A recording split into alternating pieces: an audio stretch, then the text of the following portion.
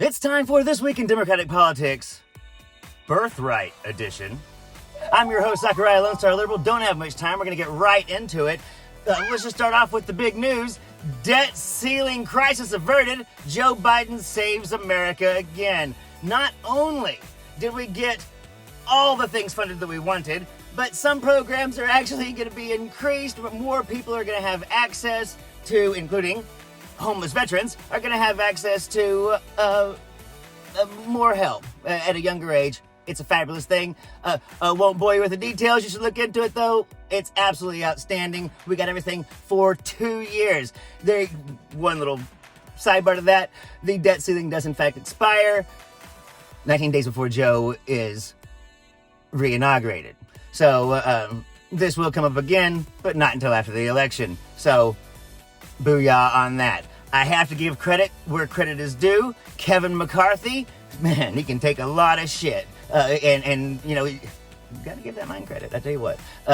But for what it's worth, Freedom Caucus got fucked, and that is hilarious. They are losing their crap. They're calling for him to be removed, and it's not gonna happen. They don't have the votes. It's hilarious. Turns out Kevin McCarthy is better at getting things done than John Boehner, or for that matter, the so-called policy wonk of PX90 dickweed.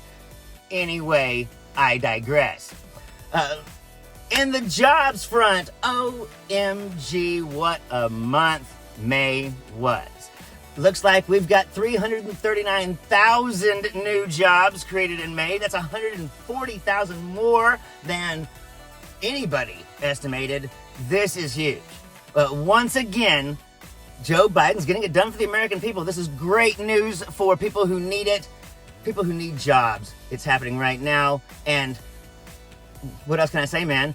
14 consecutive months of economic growth.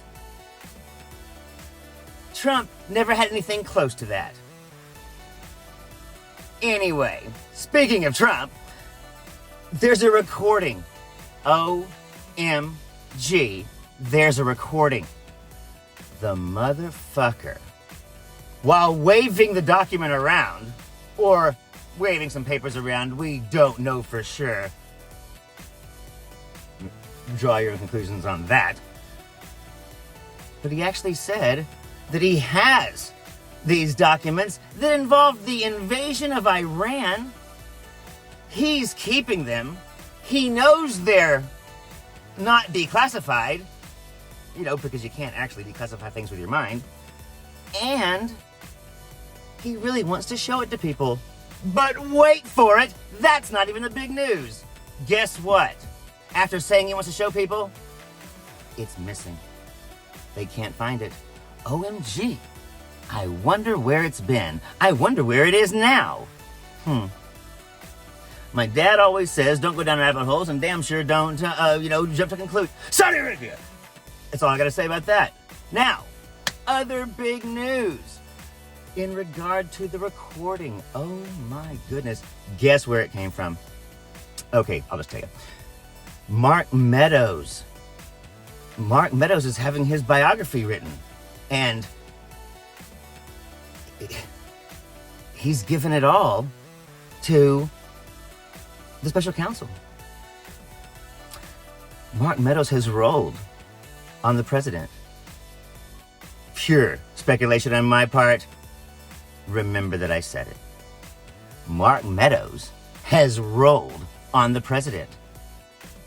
And if he rolled here, the fact is, Mark Meadows has got a huge amount of exposure. If Trump goes down, Mark Meadows goes down. And Trump's going down, y'all. Maybe even a deal. I don't know. We'll have to see about that. I will say this, and I have to end it on this because, man, I am so much out of time.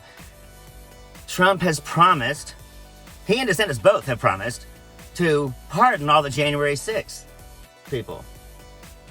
That's not really news. Not surprising. But he's also promised to immediately get rid of the 14th Amendment. You know, the one that does the debt ceiling and the one that gives you birthright citizenship. the dude has promised to take away your birthright. I'm Zachariah, Lone Star Liberal. Y'all take it easy.